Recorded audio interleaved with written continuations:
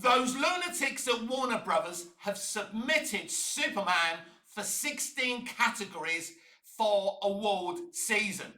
The only categories, the only award ceremony Superman should ever be submitted for 16 categories for is the Razzies. When an entertainment industry is entertaining you through being a parody, they are entertaining you for all the wrong ways and all the wrong reasons. Welcome back to Movies TV Mad. I am Mick, your host with the most to stars, your girlfriends, wives, and especially your boyfriends and your husbands. A very warm welcome to Tuesday's edition of the dceu Daily. Yes, those lunatics at Warner Brothers have submitted Superman from James Gunn for 16 categories for awards season, and it's absolute lunacy, but I think we've said enough about that. We know it's a fucking joke. This is a film that fell out of the Nielsen numbers, the Nielsen list, the Nielsen top 10 after its first week on HBO Max. This film is a failure. The DCU is dead. James Gunn has failed. And there's more evidence of that failure. It's now been revealed, now I don't know how true this is, but it's now been revealed that they're going back to do 2 weeks of reshoots for Supergirl to put David Corenswet's Superman in that movie.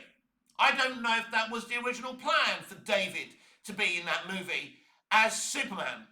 So why would they be doing 2 weeks of reshoots to stick Superman in there? Because they've probably done their calculations, they've probably been purveying what's going on social media, and probably realised that not enough people from the general audience even care about this Supergirl film. Now, Supergirl has had a very brief, interesting history in live action. In 1984, Jeannot Swark directed a Supergirl movie starring Helen Slater and Faye Dunaway and Peter O'Toole. It was a stacked, brilliant cast in that movie. Helen Slater was, of course, an unknown. The movie was a flop, but I loved it. I still love it to this day. I don't think the movie was the actual problem.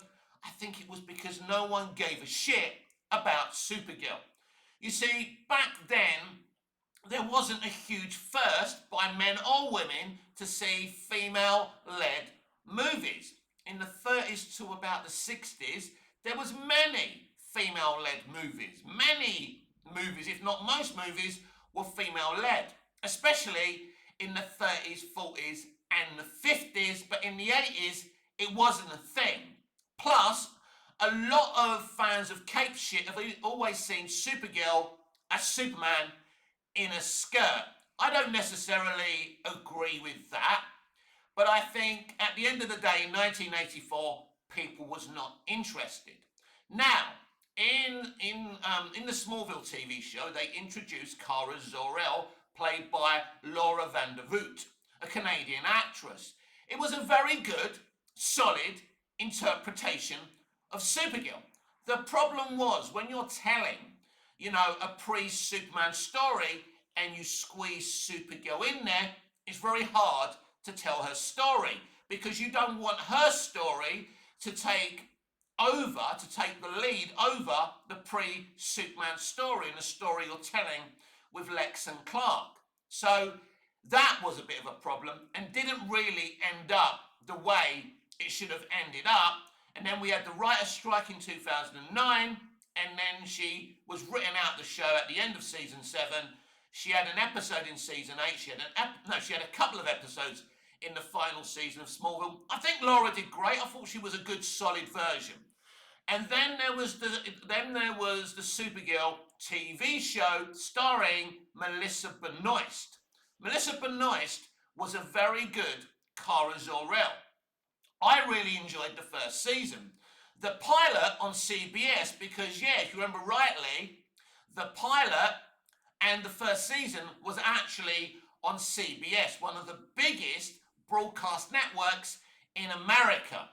The first episode had record numbers, but they quickly dropped. But they also had Callista Flockhart from Ally McBeal fame as Cat Grant.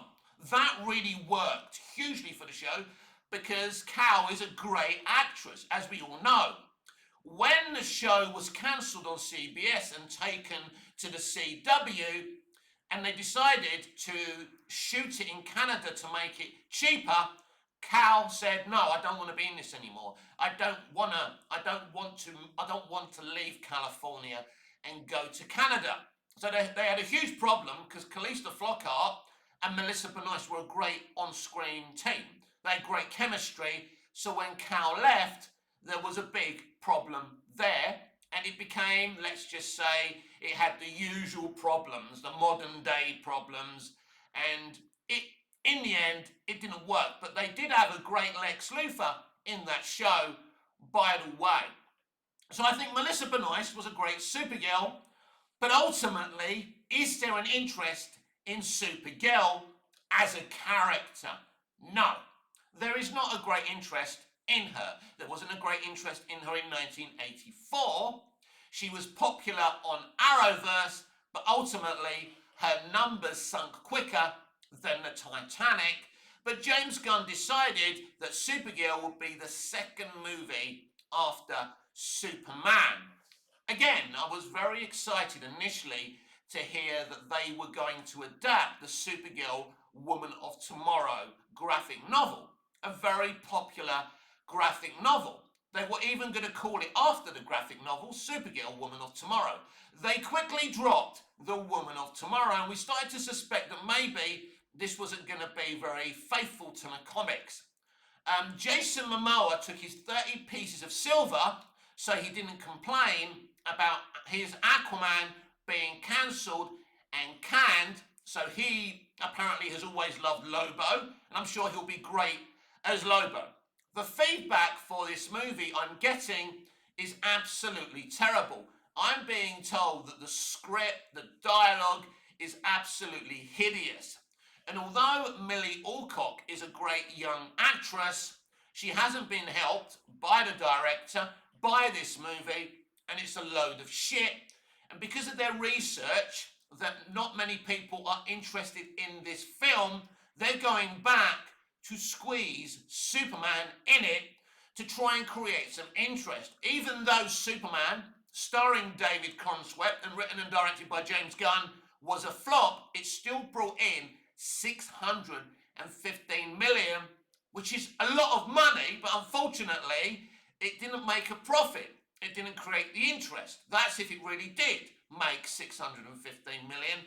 I believe it really made 315 million. I believe they lied that it made 615 million globally, but what do I know? I can only allege that allegation. But if it made so much money, why do they keep on simping it? Why do they keep on stat padding it? And why the hell would you ever submit this Superman movie, the worst Superman movie ever made, for 16 categories at award season? As I said on the top of the show, the only award ceremony it should be put forward for in 16 categories is the fucking Razzies. But anyway, David Cornswept, as an actor, did a really good job as Superman. Just like Jesse Eisenberg, as an actor, did a really good job as Lex Luthor, even if you didn't like that version of Lex Luthor. The performance was outstanding. And the performance by David Cornswept as Clark Kent and Superman was outstanding, even though Superman, the way he was written and directed in James Gunn's Superman by James Gunn, was the problem, not David Cornswept. So they're desperate. So they're throwing Superman in there. Now, 2 weeks of reshoots isn't going to give you a lot of Superman, but it shows you how desperate they are. It's clear that there wasn't much or any Superman going to be in this film. I don't think, maybe there was a little Superman in it already, but the fact they're going back for reshoots to throw him in there shows you how desperate they are and how they know this film is going to tank. James Gunn is delusional about the fact that the DCU is over before it began. You know, the more this man talks, the worse it gets for him and the DCU. No one's excited, nobody's interested, and then you've got Zack Snyder stirring the pot on his newly created Instagram account where he's putting out old, pictures of Batman and Superman, saying that Henry Cavill is Superman, you know. And there was an article by some female journalist from Screen Rant. Calling anyone from Screen Rant a journalist is very, very generous, and she was saying how you all need to move on. Well, no one's moving on because James Gunn's Superman was a terrible movie and Man of Steel was a great vision. Michael Shannon's General Zod is the best interpretation of a villain in a comic book movie ever. Yes, even more goated than Heath Ledger's Joker, if you ask me. But the people who wrote Heath Ledger's Joker wrote Michael Shannon's General Zod in Man of Steel. So is it any surprise that it's as goated or more goated than Heath Ledger's Joker? What did we get? Whiny, bratty Lex Luthor, who's in this kind of culture club. He's in this place with these computers and he's got his arms round his team and he's nice to his team. Do you remember how Gene Hackman's Lex Luthor kept on putting down Otis? We can't have that anymore. I've seen young people react to Superman 78 and laugh at Lex Luthor the way he puts Otis down. But we can't have that anymore because we're in a politically correct culture, aren't we? And of course, you can't put down a black Lex Luthor, can you now? A black Otis, should I say? Because that would be racist, wouldn't it? So James Gunn has only got himself to blame for this. He could have made great films, great streaming shows, but he decided not to change. He decided not to step outside of himself via his own arrogance, and now he's trying to dig himself out of a deep hole. And James, there's no way of digging yourself out of this deep hole.